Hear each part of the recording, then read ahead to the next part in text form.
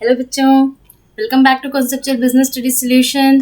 आज है हमारी वीडियो नंबर 56 और आज हम पढ़ने वाले हैं चैप्टर 3 की केस स्टडीज। उससे पहले आपने चैप्टर 2 की केस स्टडी चैप्टर 2 तक की केस स्टडीज को पढ़ लिया है, जो कि हमारी केस स्टडी 13 तक में कवर अप होता है। ठीक है, वहाँ पे आपने बहुत सारी केस स्टडीज़ को पढ़ा है। अब यहाँ पर कुछ एक दो बातें जो मैं आपको नहीं बताना चाहूँगी, जो बच्चे हमारे फर्स्ट व्यूवर हैं उनके लिए, कि बच्चों केस स्टडी से रिलेटेड जितने भी पॉइंट्स हैं, केस स्टडी से रिलेटेड दैट मीन्स आपके चैप्टर से रिलेटेड जो भी आपको पॉइंट्स आते हैं, चाहे वो इम्पोर्टेंस हो, प्रोसेस हो, कुछ भी, तो वो हमने उसका शॉर्ट ट्रिक्स एंड टिप्स जो है वो हमारी लाइव क्लास की वीडियो में बताया है। हमारी हर संडे को लाइव क्लास होती है, तो उसको आप ज्वाइन करना चाहो तो आप कर सकते हो। तो वो टिप्स एंड ट्रिक्स जो है उन लाइव क्लासेस में आपको बताया हुआ है, तो मस्ट उसको क्या कर लो, कॉपी डाउन कर दो। ठीक है, और साथ ही साथ में जो भी केस स्टडीज मैं आपको अभी बताने वाली हूँ वो सारी केस स्टडीज आपको डिस्क्रिप्शन में मिल जाएंगे। तो चलो फटाफट स्टार्ट करते हैं हमारी केस स्टडीज। तो पहला काम हमारी केस स्टडी का क्या होता है, हमने अपने टिप्स में बताया है कि हमें लास्ट लाइन को सबसे पहले पढ़ना होता है। चलो लास्ट लाइन पढ़ते हैं। Bye coating the lines identify and explain any 2 points of importance of understanding business environment discussed above. मेरे साथ साथ आप भी देखते चले जाओगे।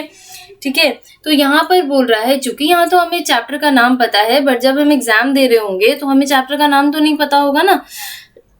तो वहाँ पर हमें लास्ट लाइन से ही ये पता करना है कि ये केस स्टडी किस चैप्टर से जनरली रिलेटेड है। तो बिजनेस एनवायरनमेंट के 2 इंपॉर्टेंस यहाँ पर आपको खोजने हैं।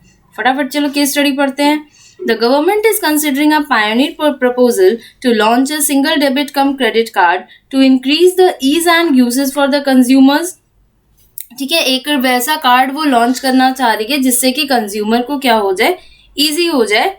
ठीक है, अब देखो यहाँ पर क्या कहा जा रहा है, the card which will be called, उस कार्ड को क्या कहा जाएगा, तो नेशनल मोबिलिटी कार्ड, जो कि जिसके यूनिक एडवांटेजेस होंगे फॉर मेकिंग पेमेंट्स इन कहाँ पर, तो metros, buses, parking, making transactions during visits abroad.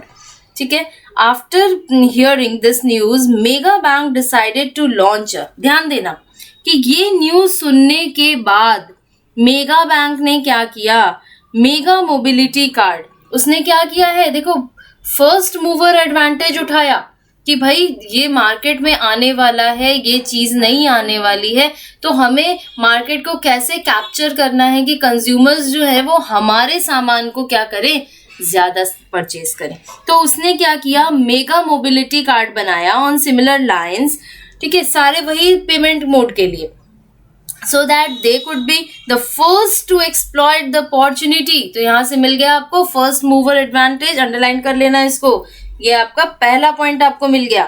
arising due to the increasing trend of digitization in order to improve their performance। देखो improve their performance, that means क्या हो गया, उसने performance improve करने की बात की है। सेकेंड पॉइंट तो आपको यही मिल गया, improving performance। They laid down a plan to hire more people in their marketing department and prepared guidelines to train their sales force to market the new card facility being launched by the bank। यहाँ पर क्या हुआ कि उसने marketing department कुछ guidelines दी। Marketing department देखो क्या बता रहा है, people in their marketing department, जो उनके लोग मार्केटिंग डिपार्टमेंट में हैं उनके लिए उन्होंने कुछ गाइडलाइंस दी। दैट मीन्स उन्होंने उन्हें क्या किया, असिस्ट किया। तो तीसरा पॉइंट, मतलब 2 ही आपको लिखने हैं, लेकिन आपको देखो पॉइंट्स यहाँ कितने सारे मिल जा रहे हैं। अच्छा, लाइंस भी कोट करनी है, तो आप ये सारे लाइंस उस पॉइंट्स के साथ में कोट करके बताते चले जाओगे। तो बाय कोटिंग द, अच्छा एक लाइन और छूट रहा है, train there force to market the new card facility being launched by the bank.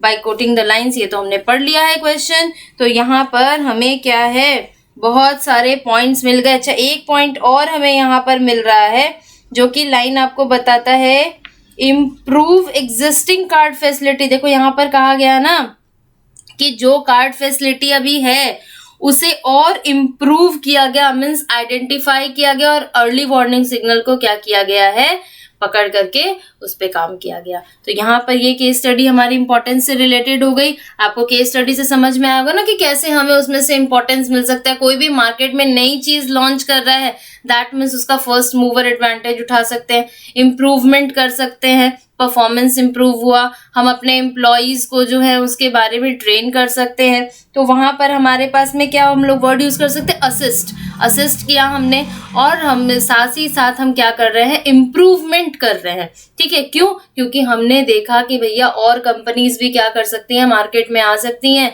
तो वो हमारे लिए क्या था, थ्रेट था, अर्ली वार्निंग सिग्नल था। ठीक है, तो ये आपका केस स्टडी यहीं पर कंप्लीट होता है। चलते हैं नेक्स्ट केस स्टडी में, जो कि है दिल्ली 2018।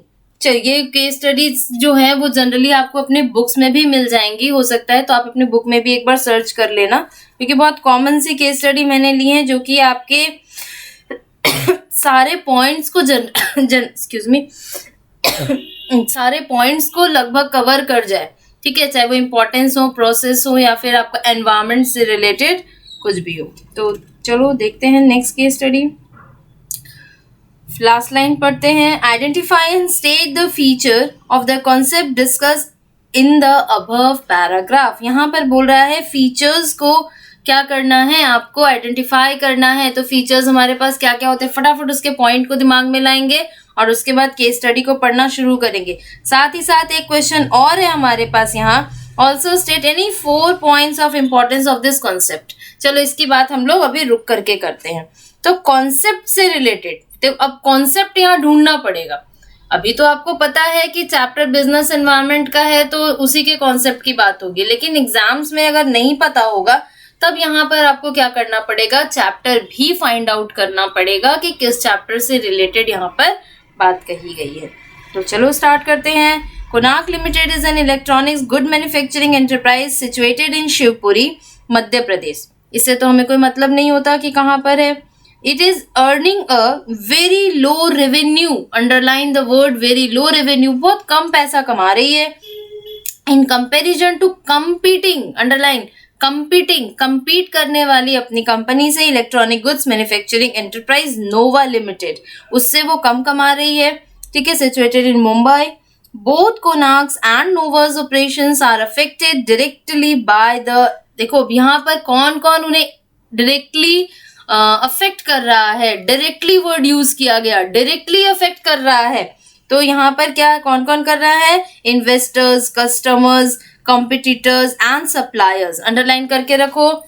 यहाँ से हमें एक चीज मिल गया है, एक फोर्स मिल गया है। कौन सा फोर्स अफेक्ट कर रहा है, which are unique to their respective locations. In addition to this, individual firms to this field are affected indirectly, underline the word indirectly, affected indirectly by the factors like the money supply in the economy, composition of the families, the technological changes, etc.